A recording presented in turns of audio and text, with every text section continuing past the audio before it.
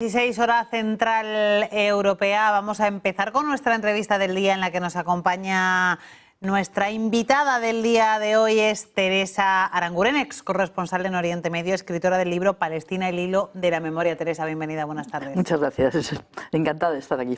Teresa, continuamos en esa situación de espera ante la tensión en Oriente Próximo, espera, tensa calma. Decía hoy el portavoz del gobierno de Israel aquí en Negocios Televisión que el ataque se sigue preparando, pero que no podían dar más detalles, etcétera. ¿Por qué está esperando tanto Israel para responder a Irán? Bueno, yo creo que porque tiene algunas presiones de Estados Unidos. Creo que el objetivo de Israel desde hace tiempo lleva siendo, y muy claramente, provocar una respuesta de Irán, una respuesta fuerte, que hasta ahora no se ha producido porque Irán ha sido muy contenido en sus respuestas, porque lo que le interesa es extender la guerra a nivel regional y sobre todo provocar la implicación de Estados Unidos, lo cual convertiría a toda la zona en una situación de, bueno, ya lo está, pero bueno, de catástrofe total, y al mismo tiempo dejaría la cuestión de Palestina, el objetivo de la ofensiva, que es una ofensiva de exterminio en Gaza, pues en segundo plano. Y tiene luz verde, pero todavía más luz verde para hacer lo que quiera. Eso te iba a preguntar también, ¿hasta qué punto crees que puede estar perjudicando a Gaza, a la situación que hay en Gaza y a la población que hay en Gaza, el hecho de que el foco de la operativa militar de Israel se haya ido por otros sitios, esté ahora mismo situado en ese enfrentamiento con Irán y esté situado en ese enfrentamiento con Hezbollah en el Líbano? Yo creo que no. El objetivo de terminar en Gaza haciendo una limpieza étnica, yo creo que de la parte norte de Gaza, ahora mismo está atacando brutalmente la zona norte, la de Jabalia, la ciudad de Jabalia, vamos con bombardeo del hospital, dos bombardeos a escuelas, y todos son crímenes de guerra, hay que recordar esto, todo esto son crímenes de guerra y de los más graves que se pueden cometer, y eso ha seguido mientras estaba la ofensiva en el norte también. Creo que todo forma parte de un mismo diseño que tiene algo así como el intento de reconfigurar el mapa de Oriente Próximo, básicamente haciendo desaparecer Palestina, y de hecho ya lo presentó así el primer ministro Netanyahu, pues yo creo que fue como 2 meses o quizá menos antes del ataque de Hamás del 7 de octubre. Presentó ante Naciones Unidas un mapa en el que todo era Israel. No estaba Palestina, ni territorios ocupados, ni Gaza, ni nada. Y creo que ese es el objetivo, y es un objetivo que mientras se les permita hacerlo, va a seguir adelante. Cuentan con eso, cuentan con la impunidad. Pues te quiero preguntar también, Teresa, acerca de cómo va a terminar también el conflicto abierto. Estabas hablando de la situación en Palestina, te quiero preguntar también por la situación en el Líbano. ¿Cómo va a terminar ese conflicto abierto entre Israel y Hezbollah, que ya ha dejado más de 2000 víctimas mortales en el Líbano? Sí, yo creo que a no ser que haya una intervención más directa de presión sobre Israel para que abandone la ofensiva en Líbano, esto puede durar mucho. A diferencia del caso de Gaza y de los territorios palestinos, creo que en Líbano no pretenden quedarse durante un tiempo largo. Posiblemente sí pretenden quedarse con una parte del sur del Líbano, como ya lo hicieron después de la invasión del 82. Yo estaba en Beirut durante la invasión del 82 y aunque terminó el cerco de Beirut, lo que continuó fue la ocupación de una franja de territorio desde el río Litani hasta la frontera al sur del Líbano. Y ahí nació Hezbollah. Hay que recordar esas cosas. Hezbollah nació como un movimiento de la población chiita de esa zona de resistencia a la ocupación israelí. Y durante mucho tiempo Hezbollah no hizo ninguna acción fuera de territorio libanés. Ahora el ejército israelí ha entrado en Líbano cada 2 por 3 cuando le da la gana, en plan gran invasión o en plan intervenciones periódicas. Entonces creo que la cuestión del Líbano va a sembrar muchísima destrucción, pero no creo que haya por parte del gobierno israelí la intención de quedarse en el Líbano, como es el caso de Palestina. Entre otras cosas porque sería muy difícil para algunos países europeos, por ejemplo Francia, aceptar eso. Sí, hemos estado viendo en los últimos días cómo líderes europeos pedían, en el caso de Francia, hoy también se ha sumado Pedro Sánchez, que se deje de suministrar armas a Israel. Lo que pasa es que Francia y España han suministrado armas a Israel hasta hace poco tiempo.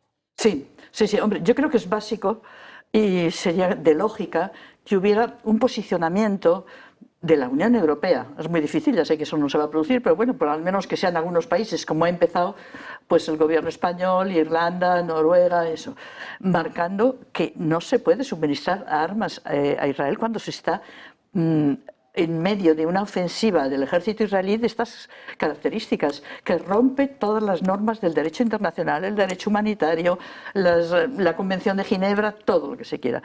Porque lo que se está destruyendo en Gaza y en Cisjordania, hay que recordar que Cisjordania está en una situación atroz, o sea, los colonos armados tienen vía libre para hacer lo que quieran, están quemando olivos, asaltando aldeas con el ejército mirando a menos de 100 metros, pero en Gaza todo es mucho más atroz, pero lo que se está destruyendo en Gaza no es simplemente las vidas de miles de palestinos en las esperanzas de decenas de miles. A veces se dice que la cifra de 42.000, hoy le he oído al que fue embajador israelí en España, Shlomo Ben-Ami, decir que bueno, que esas cifras no las da jamás. Esas cifras todos sabemos que se quedan cortas, porque esas cifras solo cogen los muertos que mueren en los hospitales, no aquellos que luego que han quedado heridos, que no hay medicamentos, que no los pueden, o los que mueren por hambre. Se nos está olvidando que aquí hay un asedio por hambre, que es algo que en el siglo XXI nos parecería imposible que ocurriese. Entonces, en Gaza lo que se está quedando enterrado es el derecho internacional. Está realmente siendo destruido de una manera tan impune, tan fácil, que como europeos deberíamos hacérnoslo mirar. Te quiero preguntar también por el papel de Estados Unidos. Hay quien dice que Israel está esperando a llevar a cabo esa respuesta sobre Irán, precisamente, como decías, por presión de Estados Unidos, porque las elecciones son el 5 de noviembre y Biden ha pedido que, bueno, pues que se contenga, ¿no? Porque evidentemente es algo que podría tener una implicación directa sobre las elecciones. Te quiero preguntar hasta qué punto crees que ese escenario es el más plausible. Yo creo que implicación en las elecciones estadounidenses lo tiene. El caso de Biden, bueno, de Biden o del Partido Demócrata, de Kamala Harris, yo creo que están en una situación muy contradictoria, porque la debilidad y el apoyo que Biden ha prestado al gobierno israelí en este momento, porque ha sido, pues posiblemente le va a costar votos en todo un sector de población que es importante, numéricamente también quiero decir, que es de origen árabe, de origen musulmán todavía más, y también un sector de población no de origen árabe ni musulmán, pero población estadounidense que está horrorizada con esto. A mí me pareció muy importante las manifestaciones de judíos neoyorquinos que se manifestaron en Nueva York, en una cantidad importante, o sea, yo no sé si llegaban a miles, pero desde luego eran centenares, los reprimieron brutalmente, que se manifestaron contra lo que estaba haciendo Israel, y eso es muy importante. Entonces, por ahí tiene ese aspecto. El otro aspecto es, bueno, la incondicional alianza entre Estados Unidos e Israel, que es política de Estado, y que es muy difícil cambiar eso. Aunque yo creo que sí que tendrían la posibilidad, porque pueden fácilmente argumentar que esto va en contra de los intereses de un Israel futuro también. Claro, es que, Teresa, por un lado se habla de que Biden está intentando contener a Netanyahu, pero por otro lado se habla de la otra cara, de que Netanyahu quiere presionar a Biden precisamente con ese ataque sobre Irán. Eso es.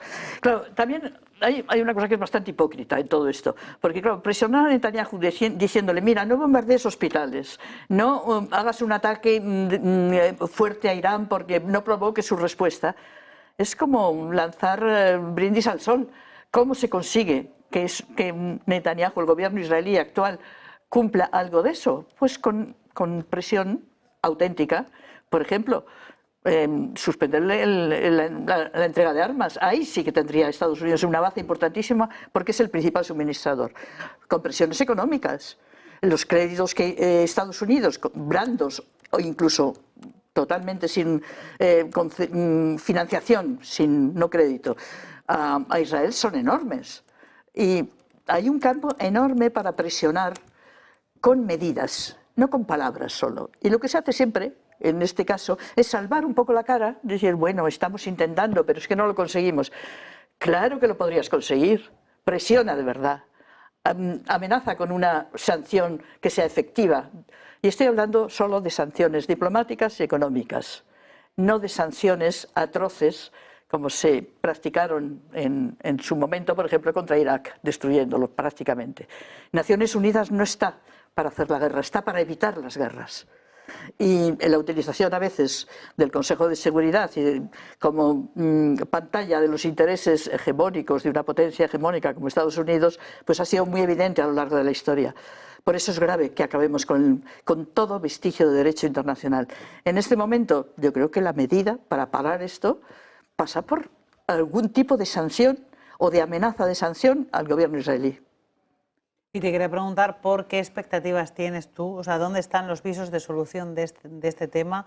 ¿Dónde nos vemos después de las elecciones? Porque cada vez que hablamos está más enrevesada la situación, es más complicada, hay más países implicados y más civiles muertos. Sí, exactamente.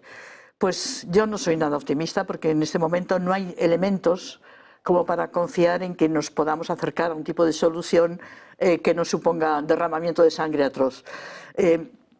Si en las elecciones estadounidenses gana Trump, creo que para todo el Oriente Próximo y para la población palestina es ya como lo que ponía en la entrada de los campos, de perder toda esperanza. Ese es el mensaje, perder toda esperanza. Es el mensaje que se quiere lanzar.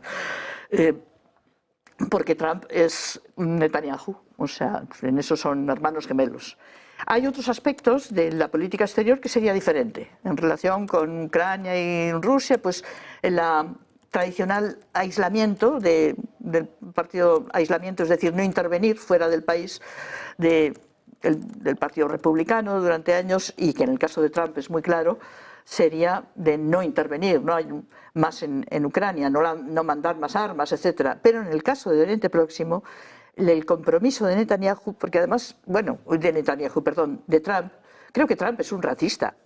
Y Trump desprecia totalmente quiénes son esos árabes que nos ponen problemas. Entonces, exterminarlos no le importa.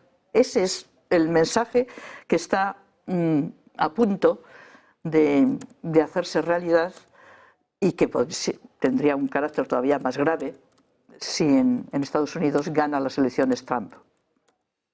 Y por último te quiero preguntar, o sea, dices si gana Trump, pero él dice, por último te quiero preguntar, él dice que con él en el gobierno no hay tantas guerras y las guerras se resuelven de una forma mejor.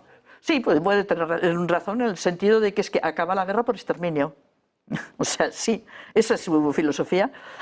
Por eso digo que también hay diferencias en el caso de Ucrania y en el caso de Oriente Próximo. En el caso de Ucrania lo que no quiere es que Estados Unidos y yo diría, bueno, pues si a mí me preguntan por qué hay que hacer en el caso de Ucrania y Rusia, pues diría negociar. Hay que negociar, pero mucho antes ya tenían que haber empezado a negociar. Pero en el caso de Palestina y del Oriente Próximo, creo que el planteamiento de Trump es claramente el mismo de Netanyahu: aniquilar, exterminar, acabar con... Ese es el tema. Pues Teresa, me voy a despedir de ti. Teresa Aranguren, ex corresponsal en Oriente Medio, escritora del libro Palestina, el hilo de la memoria. Un placer compartir contigo este rato. Para mí también. Muchas gracias por llamarme. Gracias.